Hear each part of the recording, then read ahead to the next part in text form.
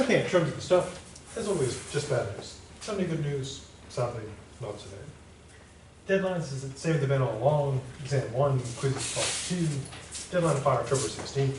End of day, 9 to 9 p.m.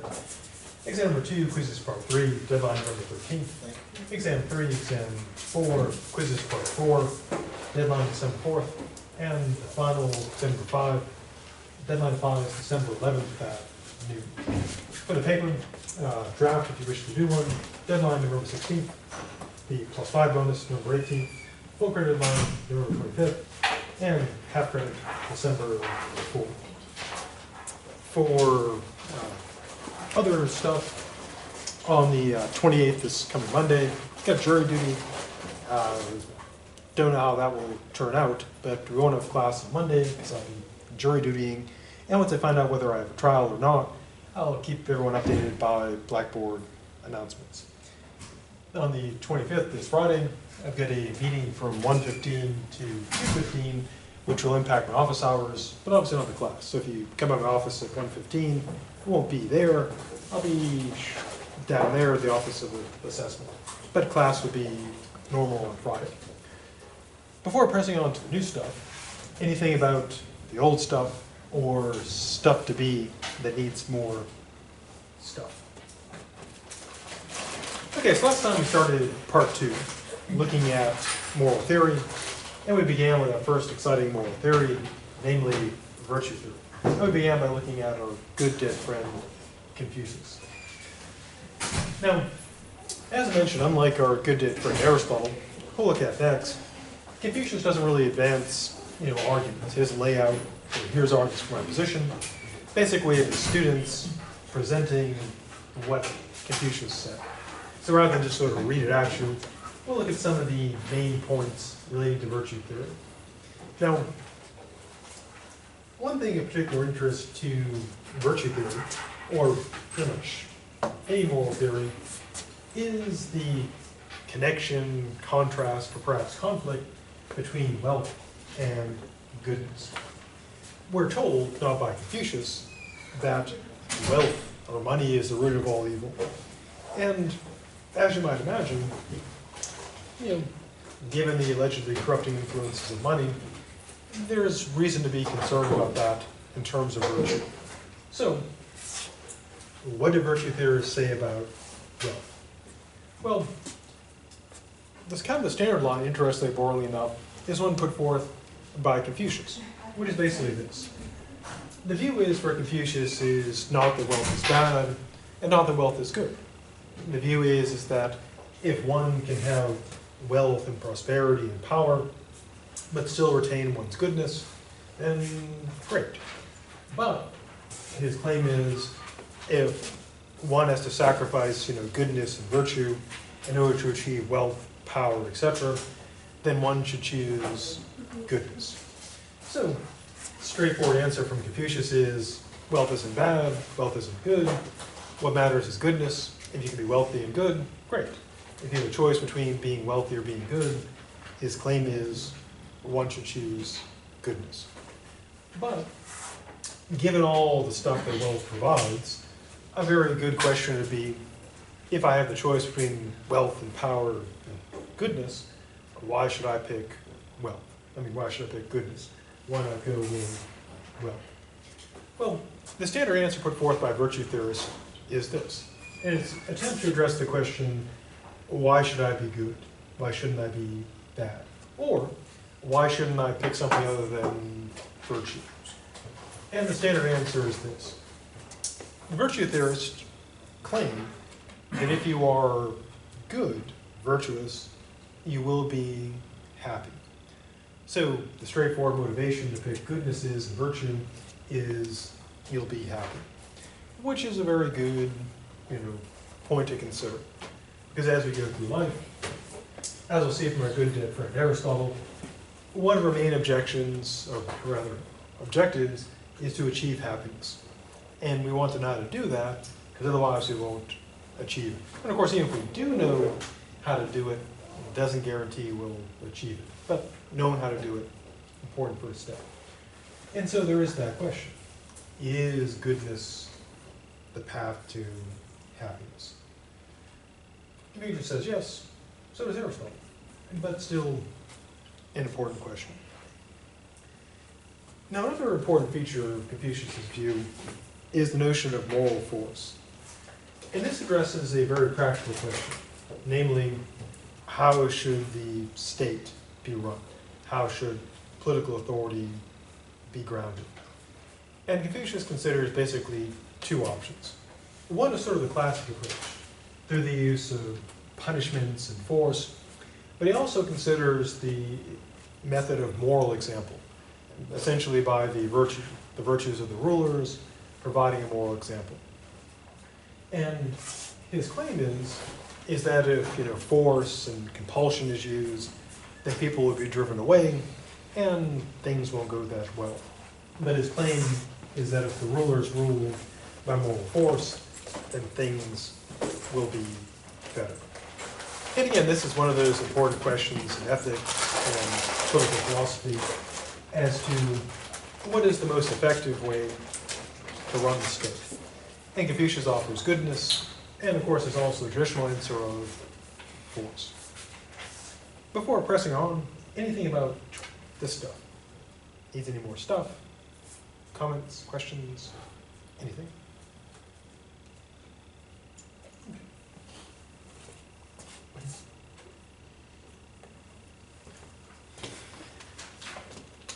Now, another classic question in virtue theory is, so how do I know what the virtue stuff is?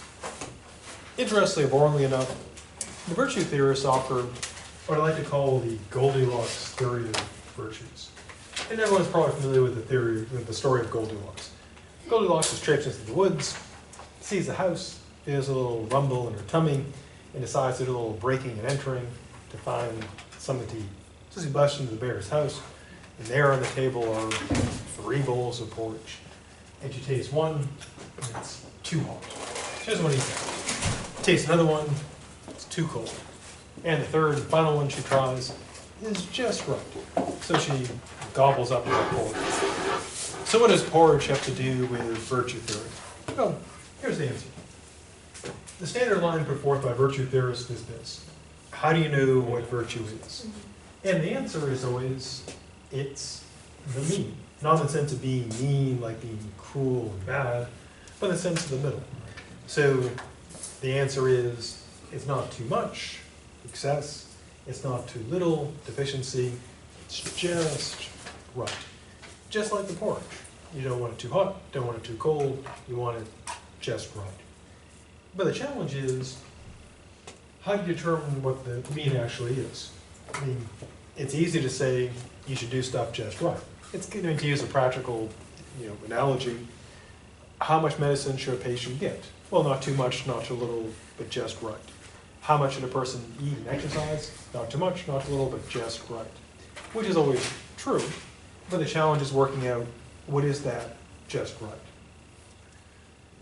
And of course, many people don't follow that path. One reason is, of course, people don't understand it. Other cases are people are led astray by other factors. So, given for the virtue theorist that being virtuous makes you happy, and the way to be virtuous and hit that mean, they need to give reasons why people don't hit that. Now, so what are some of the virtues that the virtue theorists, in case of Confucius, present? Well, there are some classic ones. One is benevolence, which is essentially, well, the way it's exercised for Confucius is loving one's relatives. Secondly, there is righteousness, which is to do what is right and to honor the worthy. And there's also the principle of propriety, which, well, this one addresses another important problem in ethics. Basically is this. Suppose, as a human being, you accept that you have obligations to other people, that you're not an island and you owe stuff to other people. Not in terms of like owing them debts like, money, etc., but having obligations to them, duties and responsibilities. One very important practical and moral question is, how much do I owe to particular people? What are my obligations and duties? And Confucius addressed this by the principle of propriety. The idea being you owe something to everyone, but you owe in degree to sort of their relationship to you. So for example, you have the most obligations to your close family, less to more distant family, less to strangers, even less to complete strangers. And where this comes, into play and making decisions are dealings with other people. So to use a concrete example, right now there are thousands upon thousands of people fleeing out of places like Syria and Iraq, trying to get to Europe, the United States. And some countries are inviting them in, some are letting them pass through their borders, others are refusing to take them. And it raises an important moral question. What obligations do we have to people in those countries who, for most of us, they're probably complete strangers, people we do not know. And, of course, we're trying to address that problem. And for Confucius, his view would be, we do have obligations to them, but we have greater obligations to people closer to us. So, to sort of relate this to the paper topic, if you're still looking for a paper topic and you want to write about something that's torn from today's headlines, an interesting moral question would be, do we have moral obligations to people who are refugees, people who are fleeing, say, Syria, for example, or Iraq? Do you have a moral obligation to help them, to take them in, provide them with aid and support? And if so, how much? Do you have an obligation just to send them some money, maybe some food packages, or should we bring them to the United States and provide housing and support? And so potentially interesting paper topic. Now another thing that Confucius is also known for, kind of a core part of his moral theory, are what he calls the 5 duties of universal obligation. Now, these will seem a bit sexist because, well, they totally are. The first one is between the sovereign, the ruler, and the ministers. For the last one, you said the first one was benevolence, righteousness, and propriety? Yep. Yeah, for him, propriety is basically the virtue of our obligations to others, what we owe to people. Again, it sort of grounds that classic moral problem, what do you owe to people, and how far those obligations go. And we all pretty much agree you owe, like, your immediate relatives, your family, your friends, something. But what about people who are, strangers? Now, the first one for Confucius is between the sovereign, the ruler, and the ministers. Like in the United States, we'd have, say, the president and the cabinet. And then, since we have a different system than in these ancient times, it'd be relations between government officials in a hierarchy, like governor and lieutenant governor, etc. Secondly, is between father and son. There's no mention of like mother and daughter, mother and son, etc. But of course, if we were sort of revamping virtue theory, we'd probably want to include that as well. Thirdly is between husband and wife, which for Confucius is the only mention of women in these relationships. Fourth is elder brother, younger brother. Again, no mention of elder sister, younger sister, or elder brother, younger sister, etc. And lastly, friend to friend, which presumably might be able to include women as well. And so for him, those are the 5 relations. Now, again, obvious criticism is that the only place in there for women is, wife, and not any of the others, except perhaps friend. And again, if we were going to bring up, Confucius' theory to today, we'd probably want to update that a bit. And again, there's the sort of, question, does virtue theory have to be inherently sexist? Because it was, when it was presented by Confucius, it had some sexist elements. And the answer is, no. Confucius was Confucianing during a time that was sexist, pretty much all times. But of course, virtue theory itself is not defined entirely by its particular manifestations. Now, before pressing on, anything about the stuff so far that requires more stuff? Now, there's also, of course, the question of how do you get the virtues? How do you become virtuous?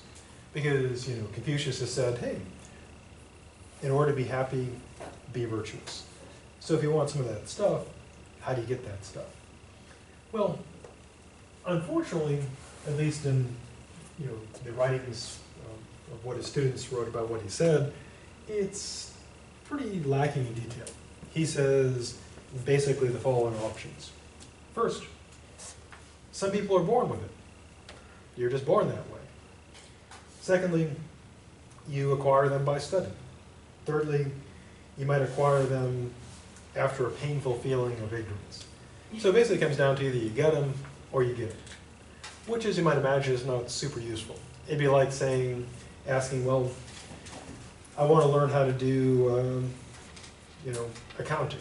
And somebody says to you, well, some people are born accountants, some people learn to be accountants, which is not super useful. And in terms of how people practice them, some people do so easily, just like anything in life. Some people are just sort of natural at it.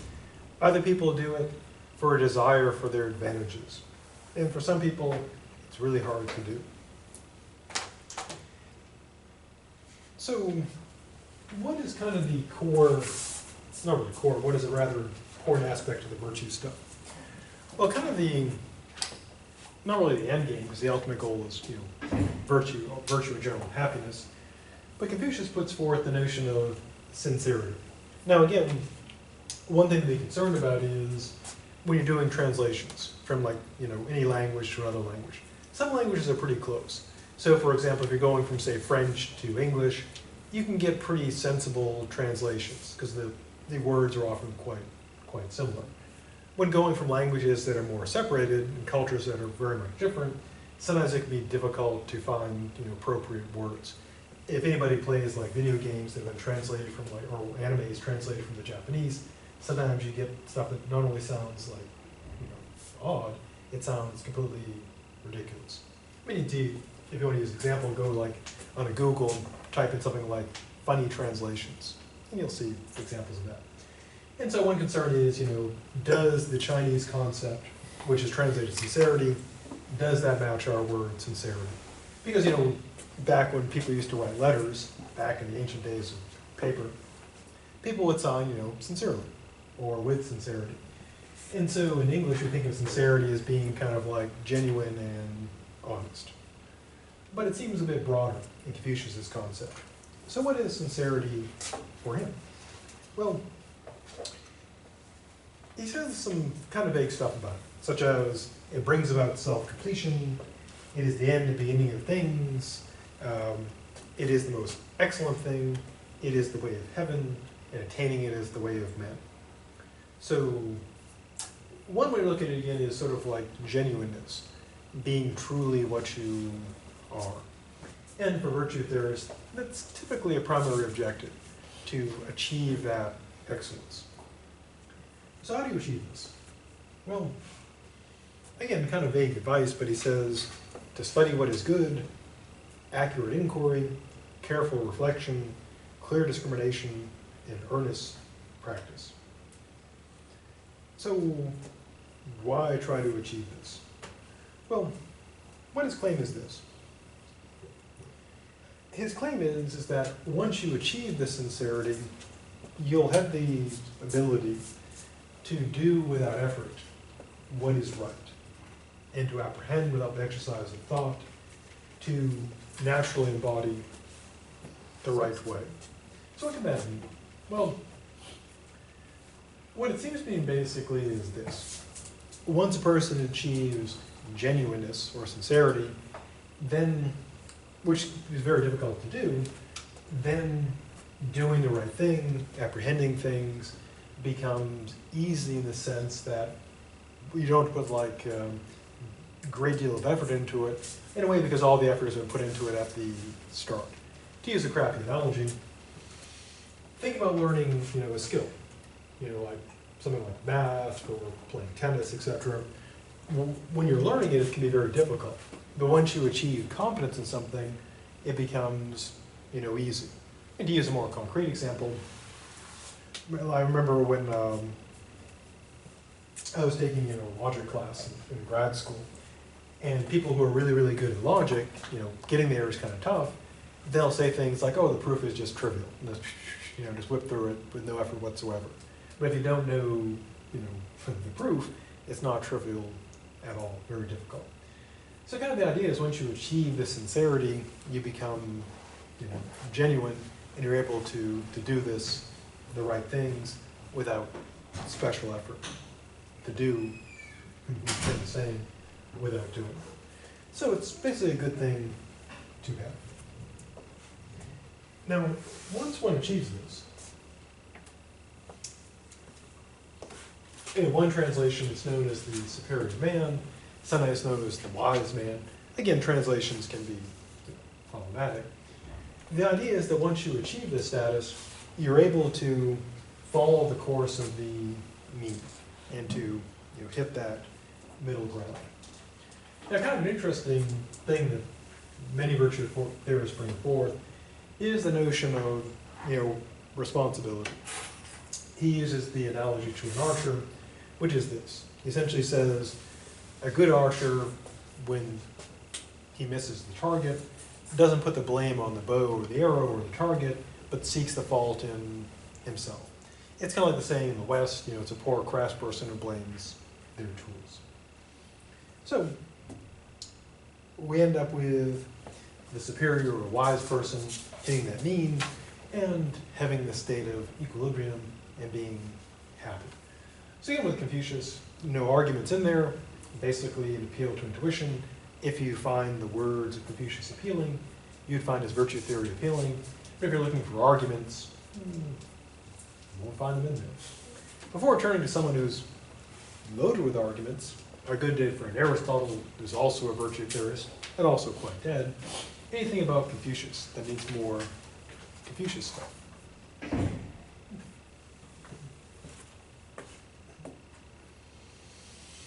Little background for our good dead friend Aristotle. Now, Aristotle was born in Stygia, Macedonia, in 384 BC. And he died, and he's still dead today. Now, Macedonia, it's actually still in existence today. You can go there, same with like Athens. Now, during the time period when Aristotle was Aristotelian, the Athens was one of the Greek city-states. And the idea was that the Greek city-states were literally what that meant. They were cities, like Tallahassee or New York, that were also states. So they had their own laws and armies and perhaps fleets and their own governments.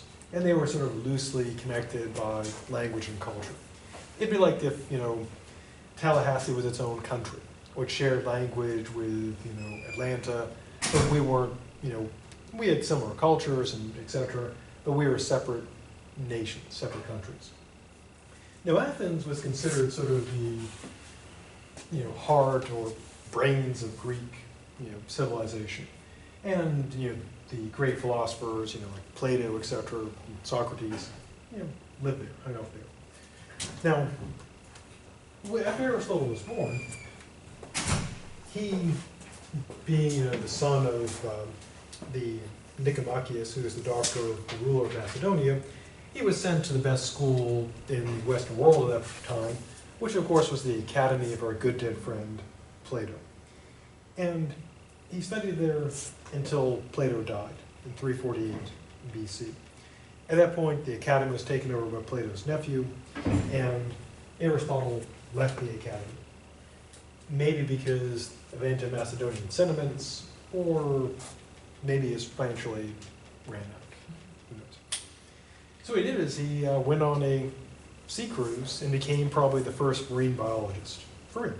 He traveled about the Greek islands investigating sea life, which is, I guess, a pretty good excuse to hang out on the beach and take a trip. It should be safe. I'm not hanging out on the beach. I'm investigating the sea life. In 342 BC, Philip of Macedonia, ruling then, his son Alexander was old enough to be taught, so Philip called him back to Macedonia to teach his son Alexander, who later, of course, became Alexander the Great, who conquered a lot of stuff, except Afghanistan, known as Afghanistan, and eventually died at the age of 33, leaving no successor, and the empire he built basically fell apart and collapsed. So an important lesson is always have a succession plan. Now, in 335, he returned to Athens to form the Lyceum, which is a rival school to the academy.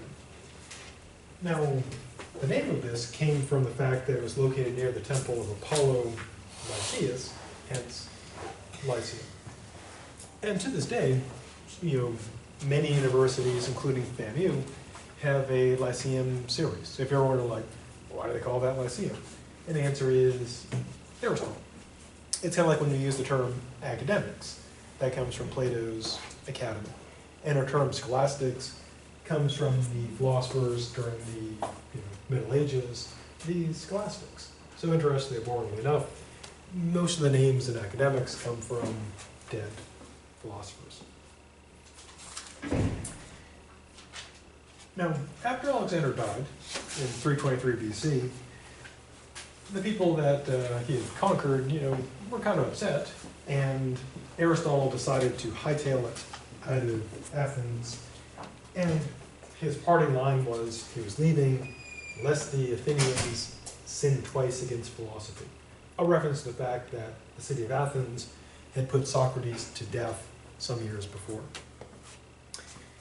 Aristotle died in 322 BC and is still dead today.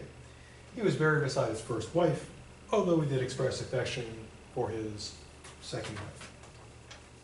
So that's a little background for a good dead friend, Aristotle. So what about his ethics? Well, his book on ethics is called the Nicomachean Ethics, named after his father, Nicomachus, and his son, also Nicomachus.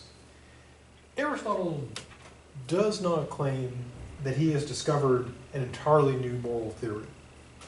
He thinks it would be absurd to claim that no one before had ever discovered what it is to be good. So he acknowledges that he's not the first to do this.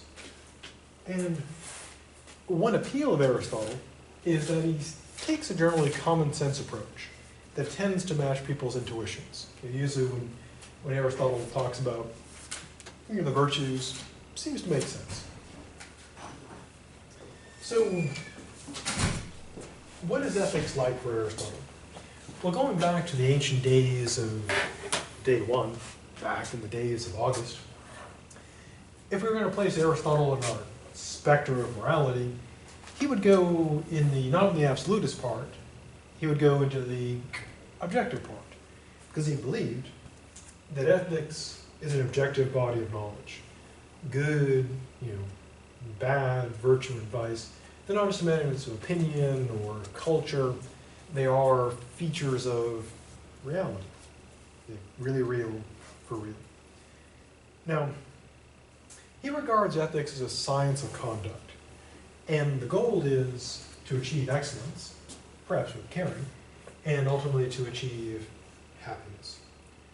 Immorality is a matter of knowing and also practicing. Now, if you accept that morality is objective, you have to explain how people can be, explain disagreements. But it's pretty easy to do for him. Just like with math. We think math is objective, we think science is objective, but we know people can be wrong about that. And the same with ethics. If people disagree, at least one of them, on Aristotle's view, would have to be wrong. Maybe they're all wrong. He also notes that ethics is not an exact science. And he draws an analogy to health and medicine.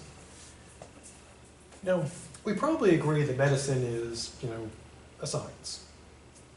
But if you've had any dealings with, your healthcare, you probably know it's not an exact science. There are general rules and principles, but of course when it comes to practicing it, it's difficult. And of course people can be wrong about it, And it requires, very particular applications. So for example, a doctor just can't say, well, for every infection, we'll use penicillin, for some obvious reasons. One of which is that some people are literally deathly allergic to penicillin. And there are many things that penicillin no longer works on, thanks to, disease-resistant or antibiotic-resistant bacteria.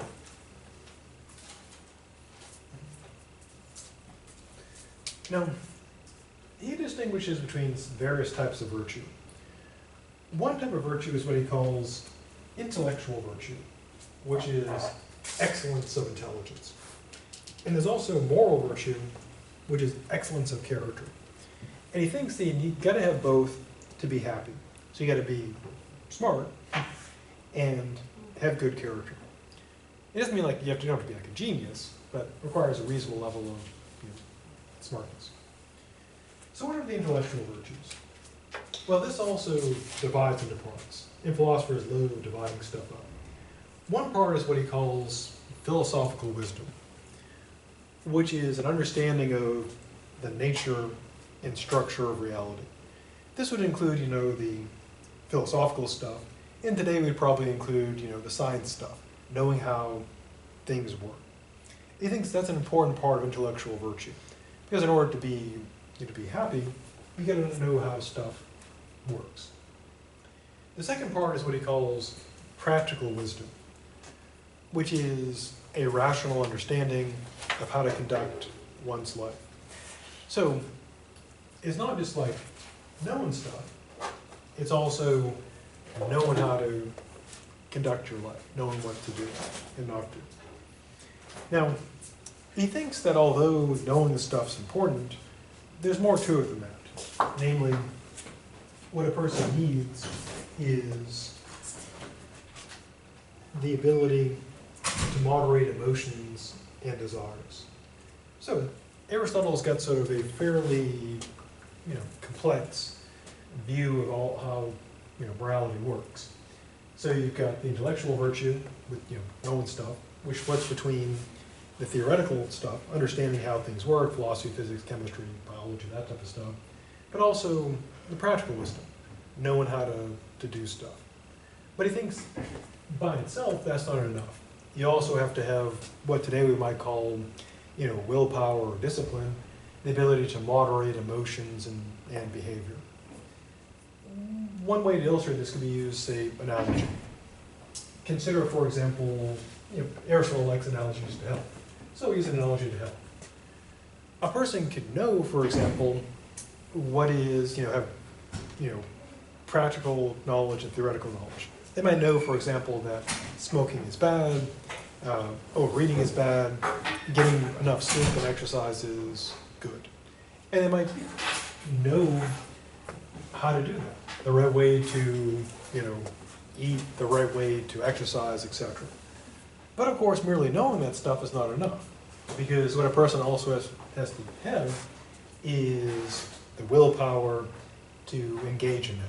I mean, in a way, we all know roughly what it is we need to do to be healthy.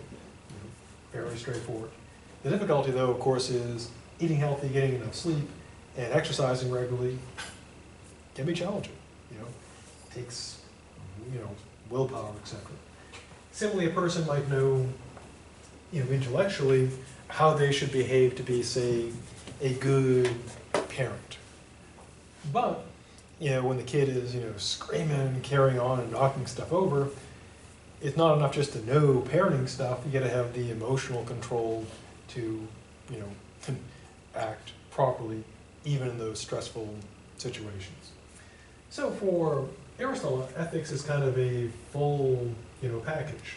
Understanding of the theory, understanding of the practical way to conduct things, and also the traits of character needed to keep those emotions and responses in accord with one's knowledge. So Aristotle is going to try to give us a theory to make that stuff happen. So what he's offering is a very practical thing. Your motivation, according to Aristotle, is you want to be happy. Here's how to do it. How do you do it? Well, his answer is his moral theory. So let's see what Aristotle offers us as a means of being happy and how this works out. Now, one last bit before we get to how to be happy. To make sense of his view, we get to look at, well, one type of cause, but I'll throw in the extra 3 for free, 4 for the price of 1, and the concept of teleology. Now, for Aristotle, one of the things he's known for is laying out 4 types of causes, only one of which concerns us. Now, these have largely been rejected today, but they were important and still perhaps interesting. And they will make a great deal of sense. Let's take as our example, use this. Oh, use the expo marker. Dun-dun. Now, here are the 4 causes. First, Aristotle, there's the material cause. The material cause, to be quite literal about it, is the matter or substance making this up. So, speaking kind of, simply, the material cause of the expo marker is the plastic. Or if you want to get more technical, you could talk about protons, neutrons, electrons, etc. But it's the matter making it up. And the idea that the reason why it's a cause is because if we didn't have this matter, we would not have this pen. The second type of cause is what Aristotle calls the efficient cause, which is in a way kind of a bad choice of translation, because we think of efficient as being, say, fuel efficient, like uses less gas. But by efficient cause, he doesn't mean one that's like really, not costly or uses less gas. What he means is this: the efficient cause of something is the origin of the process that produced it. For example, the efficient cause of a child is the parent. In the case of the marker, it is the manufacturer. If it had not been manufactured, I wouldn't have this marker here today. Third thing is what Aristotle calls the formal cause. Not in the sense that the cause is wearing a tuxedo and is very formal and speaks with a British accent. What he means is the form, the design. To use a crappy analogy, to illustrate this, someone actually, sat down, probably on a computer, and designed the layout of the pen, the marker. And then, it was built based on that design. So the formal cause is probably in some CAD program, the computer-assisted design program, the layout of this pen. That is the formal cause. It's made on that model. Now those 3, we're not concerned with this for his moral view. The 4th one, though, is what concerns us.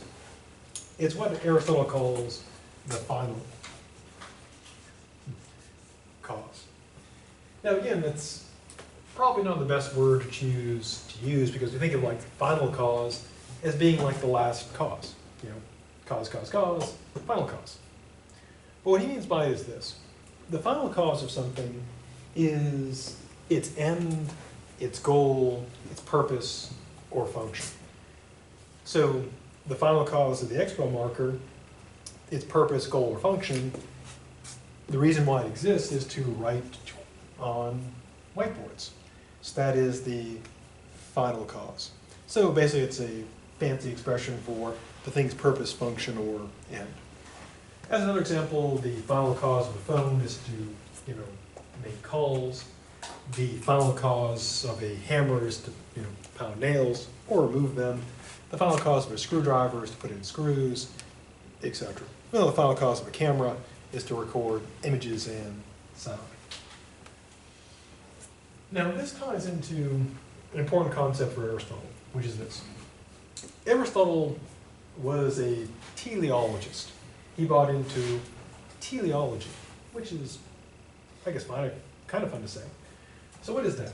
Well, teleology comes from the Greek, telos, meaning basically, essentially relating to purpose or end or goal.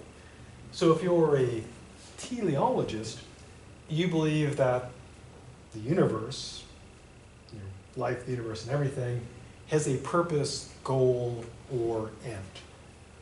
Now, this can be illustrated by a bumper sticker slogan, and I'll contrast it with the opposing view. Now, even today, of course, we have, really broadly speaking, 2 opposing views about life, the universe, and everything. In one bumper sticker, we would have stuff happens, or some other alternative to stuff. And that's basically the view that there's no purpose or meaning, stuff just happens. The universe is the result of random processes. If you ask why we're here, the answer is because we are. The theory of evolution, for example, is a stuff happens theory. There's no purpose or meaning, stuff just happens. Now the opposing viewpoint is teleology, that there's a purpose, goal, or end. Now there's a lot of varieties, just like there's a lot of varieties of stuff just happened, there's also a lot of varieties of teleology. Probably one of the most commonly known, at least in current times, is creationism. The idea that there is a divine being, God, who says, "Let there be light," and you go through the days of creation, and God creates stuff, and he lays out a purpose, a divine plan. And that would be theological teleology. The universe has a purpose laid out by God. Now Aristotle, of course, is writing way before Christianity, Islam, and Judaism, so he's not, any of those things. In fact, he doesn't really talk a great deal about the gods. Now, he's offering essentially a non-theological teleology. If you ask Aristotle, well, because he's dead, you couldn't ask him anything. But if you ask him, is this God? He'd say, well, what? Because he's dead. Actually, he wouldn't say anything because he's dead. But his view is the universe as a whole has a purpose or function. But it's not because it's divinely created or there's like a being, giving a purpose. He believes the universe itself, and everything itself has a purpose. So a critical part of his view is the universe is a purposeful, meaningful place. There are built-in ends or goals. Not just for the whole thing, but each individual entity has a way that it should be. It has an end, goal, or nature. And Aristotle is trying to answer not only the moral questions, what should we do, but also the scientific questions, such as if you plant an acorn, why does it grow into an oak tree and not a platypus? And back then, of course, they didn't have, a comprehension of DNA, and so the explanation was, well, it's the purpose of an acorn to become an oak tree. Similarly, there's the question about why does the sun, well, it doesn't really rise, but it looks like it rises. Why does the sun seem to rise? Why does water flow downhill? Why do the seasons come to pass? And one way to explain it and make sense is, well, there's a purpose. Everything has a goal or a function to it. Each thing is doing what it does. And so, again, two of the most classic opposing viewpoints are stuff happens, and the bumper sticker for this would be everything happens for a reason. And for Aristotle, everything happens for a reason. All things have a purpose or function. And his moral view, as we'll see, rests on that notion, that all things have a function or purpose. Now, if you don't buy teleology, then Aristotle's view just kind of falls apart, because it's built on teleology. Before pressing on, anything about teleology that needs more teleo stuff? I was writing and listening, and I missed I missed one of the comments. It's efficient, formal, final. There's material is the first one. That's the stuff that stuff is made out of. Okay.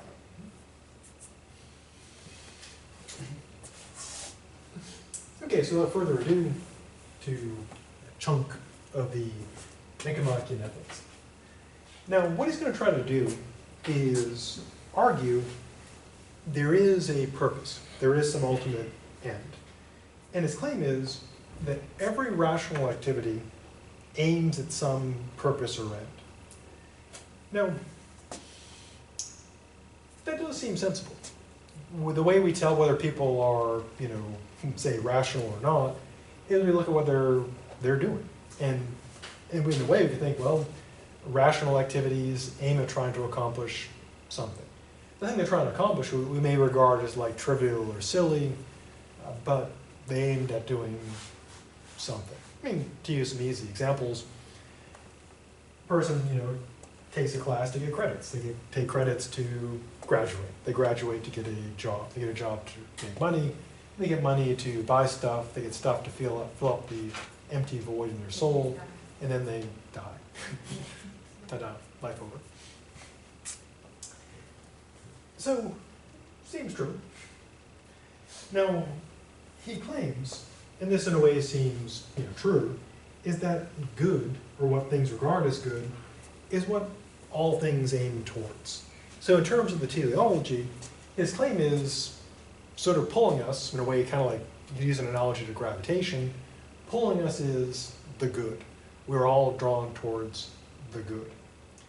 And that was a common assumption among many of the Greeks, that we're all good seekers. We may be mistaken about it, but what we're all being drawn towards, kind of like moths drawn to a light, is the good. So he assumes there is a good, and he assumes that the rational thing to do is to seek the good. Later thinkers, of course, called all those things into question, but this is what Aristotle takes to be true. Now, he notes there are many different sciences, crafts, arts, etc., and so there are many different ends. For example, the end of medicine is to produce health and wealth. The goal of military science is to achieve victory. The goal of economics is to achieve money. And the goal of, like carpentry is to make stuff. The goal of, computer science is to do computer stuff. And so he seems right. There are all these different ends. Each activity, art, and craft has a purpose. Now, what he wants to do, though, is argue there is a supreme good, which I guess is good with like some salts and some sour cream on it, maybe some nachos. So how does he do this? Well, what he does is he breaks out what philosophers like to call a reductio argument with a regress. So what's a regress? Well, we saw the reductio argument back in the ancient days at the start, so in the remaining 2 minutes, I'll lay out what a regress is. Now, there are basically two main flavors of regress. One is what's called the circular regress, which is essentially you have a situation where A requires B, B requires A, and it runs you in a circle. A classic example of this is the old claim that in order to get a job, you got to have experience. To get experience, you got to have a job. Now, if that were true, you would get a job when? Never. Never, because you can never break the circle. And that'd be a circular regress. I have a question.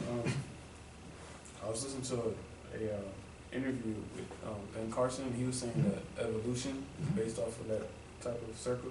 Because they say that the bones, they determine the bones by how old the soil is, and they determine the soil by how old the bone is. So. Yeah, there would be a circle. Because if you said, we tell, how do you know how old the bones are? Soil. How do you know how old the soil is?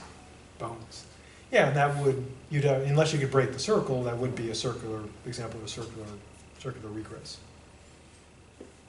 Yeah, so would be another example. Now, a second type of regress is what's called the infinite regress.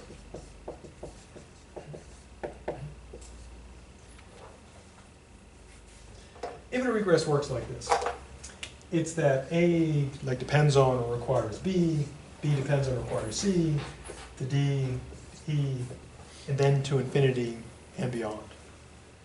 The idea is basically every step requires another step, a previous step be completed, and so you can never complete it. The reason why that's bad is because you can't complete an infinite number of steps, so it can never occur. And I'll use a standard example. Imagine you go to get financial aid. You go to the financial aid office and say, I'd like some financial aid. And they say, no problem, we are here to help. All you have to do is fill out the form for requesting financial aid, and the money is yours. You say, wow, this is really cool and really easy. So you say, can I have the form, please? And the person smiles and says, of course, we exist to serve. There's only one slight thing. To get the form for requesting financial aid, you must fill out the form for requesting the form for financial aid. You say, okay, can I have that form? But of course, I mentioned we're here to serve. We're from the government, we're here to help. In order to get the form for requesting the form for financial aid, you must fill out the form for requesting the form for requesting the form for requesting financial aid. You say, oh, okay, can I have that form? And they say, but of course, young Jedi. In order to get that form, you must fill out this form, the form for requesting this form, for requesting this form, for requesting this form, for requesting financial aid. And for every form, there's another form, which means you get your financial aid never, because there's always another form. And that's an infinite regress, and that's bad. And next time we'll see how Aristotle tries to use the infinite regress in order to show that there is a supreme good. So next time, more adventures in Aristotle. Dun, dun, dun.